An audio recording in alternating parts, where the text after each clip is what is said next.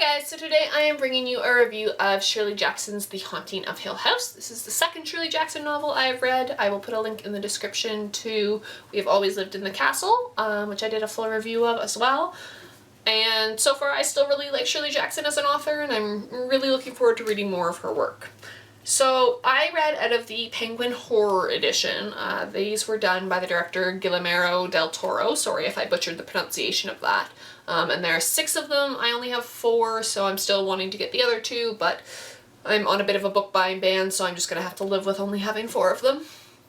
First world problems. So I am going to do a bit of a plot summary, and then I'm going to talk about what I thought about the book. So first of all, the story revolves around 4 people living in a haunted house. Dr. Montague, who invites all the people to the house and wants to explore the phenomenon, and he wants people who have experience with this kind of thing to, you know, help him observe things. So the main character and the narrator is Eleanor. We also are introduced to Theodora, who is an artist.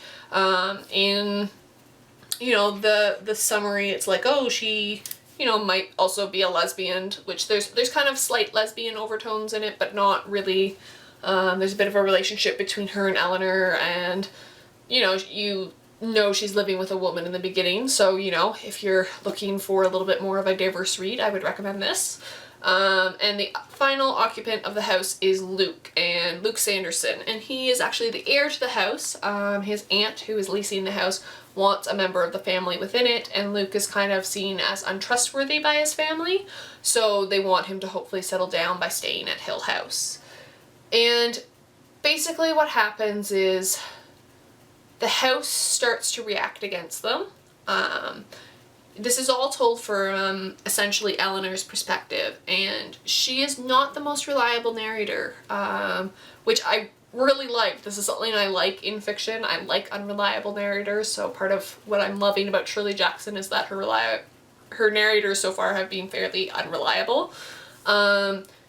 She steals the car that she co-owns with her sister to be able to go to this. She lies about where she lives to the people who she's staying in the house. So in general, in like some of the conversations that are happening, you're like, that doesn't sound like that character. So it might just be in Eleanor's head. It does have a tragic end. I'm not going to give it away because, you know, spoiler alert. And also, well, actually, no. This book was published in the 1900s. I don't know when. I want to say 1950s. But yes, they had cars, they had electricity, all that stuff. So my reaction to this book was one of slight terror. I read it actually Saturday night, and as I mentioned in my last video, I had to turn on a light to sleep. I'm easily scared, mostly to do with zombies, but also ghosts startle me a little. But ironically, one of the characters, Theodora, in the book also sleeps with their lights on, so I felt less bad about that. I was like, no, I'm just connecting with the book in this way. That's at least what I told myself to mollify myself, that I need to sleep with a light on sometimes when I'm 28 years old. But whatever. I didn't think that this was as good as We Have Always Lived in the Castle.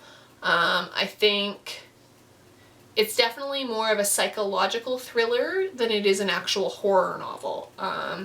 As you become aware of certain aspects of Eleanor's personality, and especially in the later 4th of the book, it's become quite apparent that it's quite possible that Eleanor is the one who is haunting the house, or that the house is possessing Eleanor, which is really, really messed up. She, at one point, you know, runs around banging on people's doors, which prior she had experienced on the other side of the door, of having something bang on the door, and then she ends up in a really precarious situation which she has to be rescued from, and then they actually forcibly evict her from the house because they think it's having such a bad influence on her. So I think I gave this 4 stars on Goodreads. And I've started using this. I've actually just started using this in my little book review book, which is from Moleskine, which I really like. I've been trying to use this more. I think my notes were, I think I gave it 3.5 stars. I felt like Jackson in We've Always Lived in the Castle did a much better job of, you know, doing the unreliable narrator bit, but this one was actually terrifying, so I would highly recommend this. Yeah. So if you guys have read any Shirley Jackson, let me know. If you're going to read it, please let me know. Link me your reviews. I want to see what you guys think about this book. And I will see you guys later on in the week with a review of Howard's End. Bye.